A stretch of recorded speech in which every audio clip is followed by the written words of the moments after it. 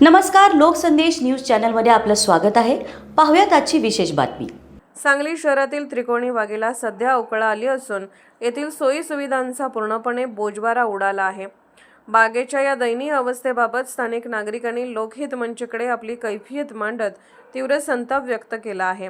प्रमुख समस्या तुटलेली बाकडी। नागरिकांना विश्रांतीसाठी असलेली बाकडी पूर्णपणे तुटली असून ती बसण्यायोग्य राहिलेली नाहीत।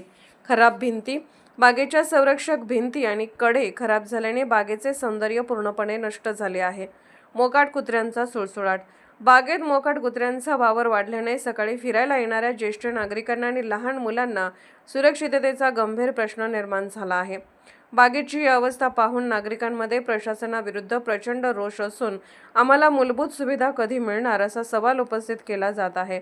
संबंधित विभागाने या प्रश्नाकडे गांभीर्याने लक्ष देऊन त्रिकोणी बागेची तातडीने दुरुस्ती करावी आणि मोकाट कुत्र्यांचा बंदोबस्त करून बागेला पुन्हा ऊर्जित अवस्था मिळवून द्यावी अशी मागणी आज मनोज भिसे अध्यक्ष लोकहित मंच यांनी प्रशासनाकडे केली आहे। लोकसंदेश न्यूजसाठी अजय माने यांचा रिपोर्ट। 20 वर्षे आम्ही त्रिकोणी बागेत हास्यकल्प चालू आहे। आमच्या बागेची दुरावस्था आहे, बाकडे वगैरे तुटलेले आहे, ते बसवून द्यावे आणि पावसाळ्यामध्ये आमचे इथं बसायला काय व्यवस्था नाही, शेड वगैरे बांधून द्यावे। आम्ही ज्येष्ठ नागरिक आहोत, आम्हाला सुविधा करून द्यावेत, ही आमची तुम्हाला नम्र विनंती आहे। आम्ही बसायला बाकडे असतात ते पूर्णपणे तुटलेले आहेत, आम्हाला बसायला व्यवस्था केलेली नाही आहे, त्यामुळे बागेचं सुशोभीकरण करावं, आम्हाला बाग घालून मिळावेत। नमस्कार, मी आशा पाटील। गेली कित्येक वर्षे मी इथं त्रिकोणी बागेमध्ये फिरायला येते। आमचा बराच ग्रुप आणि सिनियर सिटीजन इथं रोजचे फिरायला असतात, पण आज जी ह्या बागेची अवस्था झाली आहे ती अतिशय दयनीय झालेली आहे।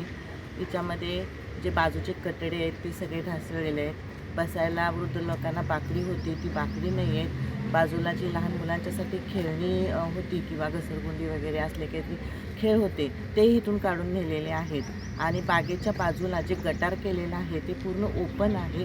सगळा कचरा त्याच्यामध्ये टाकला जातो आणि त्याच्यामुळे तिथं पाणी तुंबून वास येतो।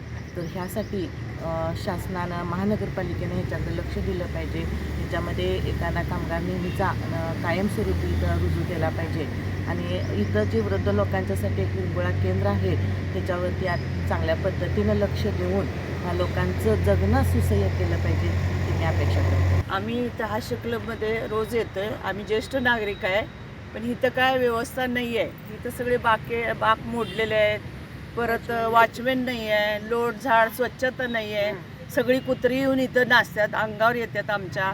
आम्हाला यायचं का नाही हे आम्ही रोज विचार करतोय। कुत्र्याला भिवून रोज कुत्री इथं नाचतात, समोर गाड्या लावतात, पाणी मारायला लागलं की एका ठिकाणीच पाईप सोडून जाते, कोण मारते काय कळत नाही आणि सगळं पाला वगैरे पडलेला आहे। दारात गाड्या लावतात, या जायला वाट नसते।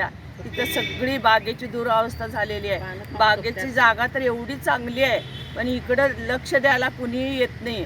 आज वर्ष झालं वॉचमॅन नाही आहे तिथं, त्याच्यामुळं तुम्ही ह्याची दखल घ्यावी आयुक्तांनी, ही माझी विनंती आहे। अशाच विशेष घडामोडींसाठी आमच्या YouTube चॅनलला सबस्क्राईब करा, Facebook पेजला लाईक करा आणि Instaला फॉलो करा।